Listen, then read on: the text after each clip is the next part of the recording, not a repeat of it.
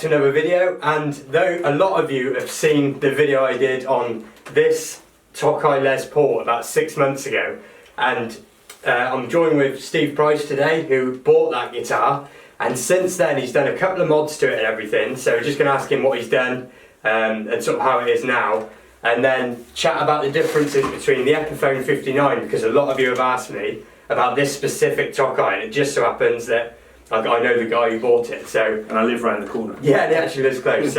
So you know, you bought the guitar as it was in the video, and since, what have you done? Not a lot really. I loved it for the moment I saw it on the video. The gloss top, everything. I just thought I shouldn't buy sight unseen, but I wanted that guitar. It's a looker, and it just gets you. I wanted that guitar, and then I could see your reaction to it. I thought, oh, he likes it. Yeah. And I was in the market for a Les Paul because I've been doing a lot of recording, and you cannot beat that tone. So I thought, right, I'll take a punt on the Tokai. And I got it home, and like I said to you, it's the first guitar I've ever bought where I haven't done anything to the setup. It was perfect out of the box. Intonation, action, everything. Exactly what I thought when I played it. It just worked stunning. Yeah. So well. And obviously, you know, hence why so many of you have watched the video, the look of it. Yeah. I mean, don't get me wrong, I do like a dark burst. It's my second favourite. That's my first favourite. That's the number one. That's sort of not quite lemon drop, but just it's just such a good looking guitar. But so in terms of, you know, you've changed the pickups in it, haven't you, as well? Yeah, changed the pickups. Now, there was nothing really wrong with them. They were a bit too dark for my liking in the end. Initially, I thought they were perfect, but when I started recording, I just thought I just want to. And in fact, they were too hot for me. That was the main thing. I just realised they were too hot. So I wanted that vintage sort of tone. So I didn't spend much on pickups. I thought I'm not going to spend a fortune. I got some Tone Riders, made in China, but really good quality pickups.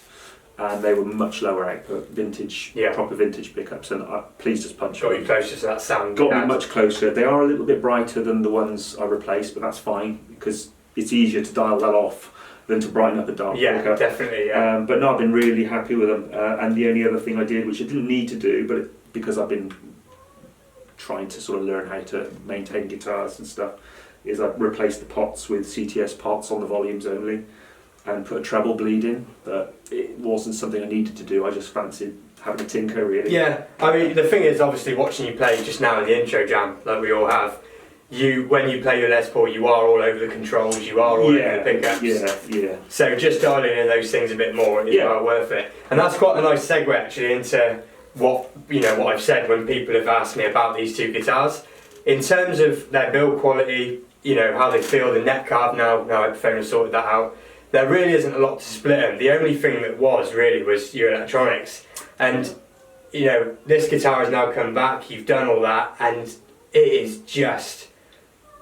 I mean, you can't fault it. It is just a gorgeous guitar. It was to begin with. It's just been taken that next level. Yeah, and I can fault anything. Yeah. But for the price this was, I just think I either got very lucky or they're all as good as this. That's it. You know, you never know, do you? No, sometimes you just get something with a bit of mojo in it, and I think I was lucky on that day. Yeah. But they are great guitars. I mean, I've played a few with their other Tokais, and the quality control for the price point is amazing. Yeah, 100%. I mean, the binding where it joins the body, it's perfect. There's not any bleed. I know I've had Gibson standards or whatever, traditionals, where there's been bleed out and nothing quite perfect. But this, I just can't find any fault in it at all. That was the other thing I was going to say as well, is you're no stranger to some of these sort of more dream aspirations. Yeah, I've owned a few. You guys. So yeah, I've owned a few nice guitars, and great while I was gigging.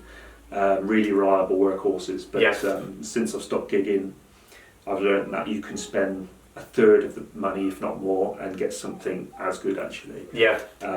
If you can learn to maintain and set up a guitar, it really helps. Yeah, shout out to Ben Croker. It helps a lot. But ultimately, for the money these days, it's amazing what you can get. I mean, my first guitar was a Marlin Sidewinder in the late 80s, and by today's standards, it was a dog. Yeah. Literally everything that could go wrong, and it went wrong. It didn't. It had a 10 Floyd Rose. Never stayed in tune.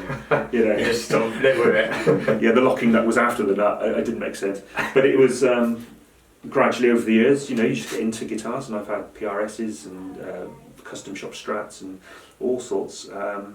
But now this price point, you can't go wrong. Yeah.